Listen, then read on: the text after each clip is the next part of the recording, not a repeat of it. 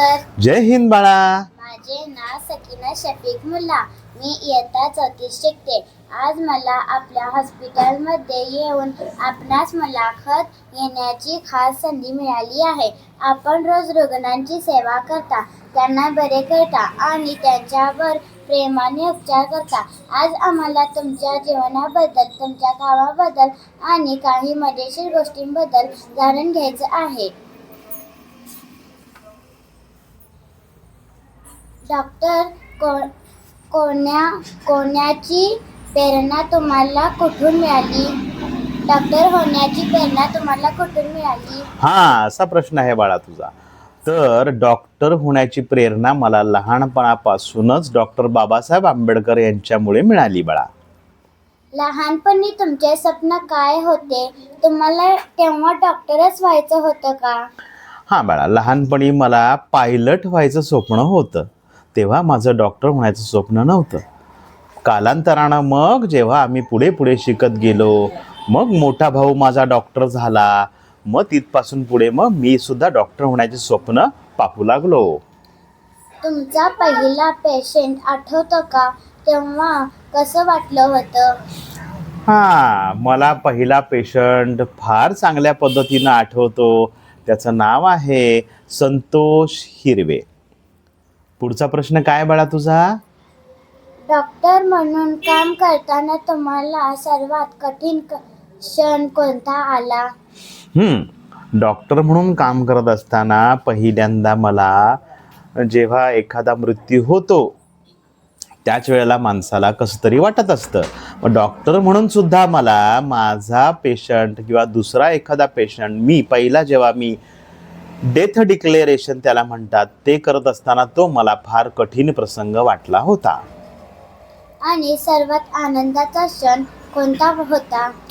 सर्वात आनंदाचा क्षण हाच की मी दवाखाना माझा स्वतःचा सुरू केला आणि मी पहिला पेशंट चेक केला आणि तो बरा झाला. हाच क्षण माझ्यासाठी सर्वात आनंदाचा आहे. दिवसात इतके रुग्ण पाहून तुम्हाला थकवा येत नाही का सर?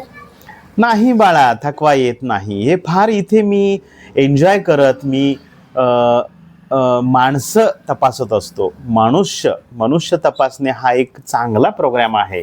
म्हणजे पेशंट म्हणून आपण त्यांच्याकडे बघायचं नसतं. तर एखादा रुग्ण जरी आपल्या इथे आला तरी तो एक मनुष्य आहे आणि तो मनुष्याला आपण बरं करायचं आहे म्हणून त्याकडे बघतो, म्हणून त्याच्यामध्ये तो आनंद मिळत असतो. हॉस्पिटलमध्ये तुम्हाला खाण्याची वेळ मिळते की रुग्णच तुम्हाला टाइम टेबल ठरवतात? हा फार चांगला प्रश्न आहे. कधी कधी वेळ मागे पुढे पण होते. वेळेत खावा आम्ही सर्व जगाला शिकवतो, परंतु डॉक्टरांनाच वेळेवर जेवण मिळत नसतं. त्यासाठी टाइम स्पेशल काढूनच आम्हाला जेवावं लागतं. तुमच्या फॅमिलीमध्ये तुम्हाला सर्वात जास्त कोण सपोर्ट करतो? तर आमचं जे प्रोफेशन आहे डॉक्टर की ह्याच्यामध्ये सपोर्ट असा कोणाचा काही नसतो बाळा. फॅमिली कशी असते, फॅमिली आपल्याला वेळ द्या अशीच करत असते. मग हे आमचं प्रोफेशन आहे, हे डिवोशन आहे. डिवोशन याचा अर्थ आपण वाहून घेतलेलं असतं. मग हे खास वेळ काढून आपल्याला इथं यावं लागतं. खास वेळ काढूनच फॅमिलीला वेळ द्यावा लागतो बाळा. डॉक्टर असल्यामुळे तुम्हाला घरापासून बराच वेळ दूर राहावं लागतं. तुमच्या कुटुंबाला हे कसं वाटतं? तर शेवटी दुःखाचीच बाब आहे. कुटुंब म्हटलं की त्यांना वाटणार आपले बाबा आपल्या जवळ असावेत, मिसेसला वाटणार आपले मिस्टर आपल्या जवळ असावेत, परंतु ते पण समाजसेवेमध्ये आहेत, त्यांना पण त्याची जाणीव आहे. त्या पण शिक्षिका आहेत. लहानपणापासून मुलं पण बघतात आपले बाबा डॉक्टर आहेत, तिकडे वेळेत जातात, आपल्याला पण ते वेळ देतात. त्यामुळे त्यांना काय फारसं आता हल्ली वाटत नाही. त्याची त्यांना प्रॅक्टिस झाली आहे. हॉस्पिटलच्या बाहेर मोकळ्या वेळात तुम्ही काय करता? हॉस्पिटलच्या बाहेर मोकळ्या वेळेत मी फिरतो. मला गप्पा मारायला आवडतात. नंतर म्युझिक ऐकतो, म्युझिक बघतो, थोडासा तबला शिकण्याचा प्रयत्न करतो, थोडा गिटार शिकण्याचा प्रयत्न करतो. अशा हॉबीज सुद्धा आम्ही सांभाळतो. मुलांनी आरोग्य चांगलं ठेवण्यासाठी कोणत्या 3 गोष्टी नक्की पाळायला हव्यात?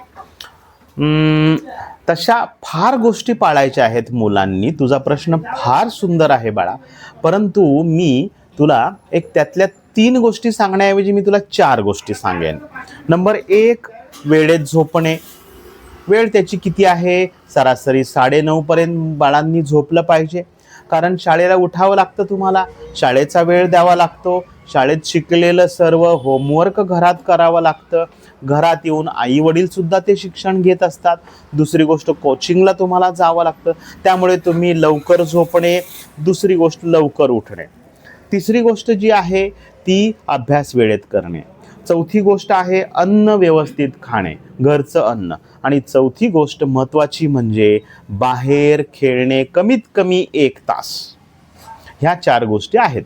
आज मुलांना चिप्स, कोल्ड्रिंक, मोबाईल खूप आवडतो. याबद्दल तुमचा काय सल्ला आहे? हा पण एक महत्त्वाचा प्रश्न आहे. तर आपली संस्कृती काय आहे? चिप्स, कोल्ड्रिंक ही संस्कृती आपली नाही आहे.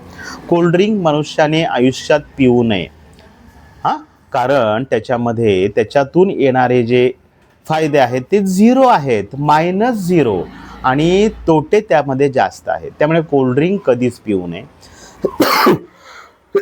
राहिला प्रश्न चिप्स वगैरेचा, तर चिप्स वगैरे खाऊ नये. आपण जे घरात बनवतो पूर्वीपासून पारंपरिक पापड, घरामधले वेफर्स, शेवया, कुरड्या, त्या खाव्यात, पण त्याला पण लिमिट आहे, महिन्यातून एकदा खावं.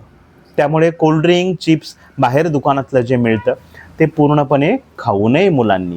कधी रुग्ण तुम्हाला हसवून गेला आहे का?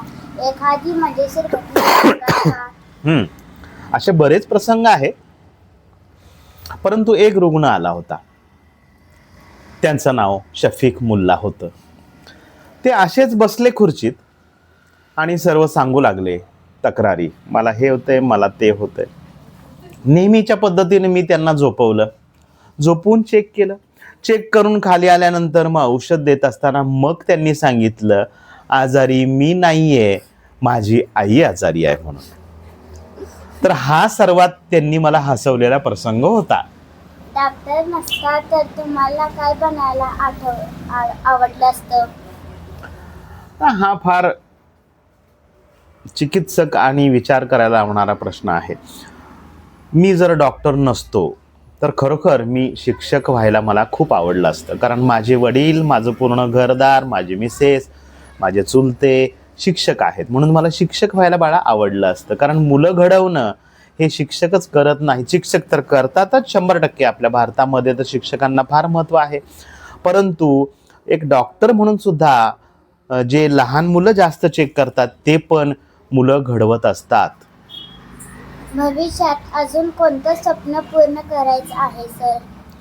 भविष्यामध्ये तसं काही स्वप्न नाही आहे बाळा, परंतु सुदृढ बालकं तयार करणे, त्यांना व्यवस्थित शिकवणे, हे काम शिक्षकांच्या सोबत डॉक्टरही करतात. त्याच पद्धतीनं समाज सुधारला जातो. लहानपणीच बाळांना जर व्यवस्थित सांगितलं गेलं तर तरुणपणी सुद्धा मुलं व्यवस्थित राहतात. आमच्यासारखं मुलांना तुमच्यासारखं चांगलं डॉक्टर व्हायचं असेल तर कोणत्या 3 गोष्टी पाळायला हव्यात? त्यासाठी सुद्धा 1-2-3 गोष्टी महत्त्वाच्या आहेत. पहिला प्रश्न आहे आई वडिलांचं ऐका. दुसरा प्रश्न आहे शिक्षकांचं ऐका. शिक्षकांचा प्रसंगी मार खावा. मी म्हणतो त्याचं कारण असं आहे, शिक्षकांचं ऐकलं, शिक्षकांनी मारलं प्रसंगी, आईवडिलांनी मारलं तरी चालेल, कारण आत्ताच आपण चांगलं घडलं पाहिजे लहानपणीच, की जेणेकरून मोठं होऊन पोलिसांचा मार खावा लागत नाही. याचा अर्थ साफसुथरा असा आहे की नंतर आपण गुन्हेगार होत नसतो. लहानपणीच आपण आत्ता व्यवस्थित शिक्षण घेतलं, शिक्षक जे सांगतात, पालक जे सांगतात ते नियम पाळले तर मोठेपणी आपण फार मोठं होतो. आणि सगळ्यात महत्त्वाचं, संविधानाचा जो ढाचा आहे, मनुष्य व्हा, मानव प्राणी व्हा आणि संयमी राहा, शिका आणि दुसऱ्यांना मदत करण्याची भावना वाढवा. ही लहानपणीच जर व्यवस्थित ठेवली तर नंतर आपल्याला त्याचा परिणाम व्यवस्थित मिळतात, दुष्परिणाम मिळत नाहीत. धन्यवाद सर. थँक्यू. आपण आमच्या सर्व प्रश्नांची खूप छान आणि सोपी उत्तरे दिली. आज मला तुमच्या जीवनाबद्दल, रुग्णसेवाबद्दल आणि आरोग्याच्या सवयीबद्दल खूप नवीन माहिती मिळाली. आपण दिलेल्या वेळाबद्दल आणि मार्गदर्शनाबद्दल मी मनापासून आभारी आहे. धन्यवाद. थँक्यू बाळा.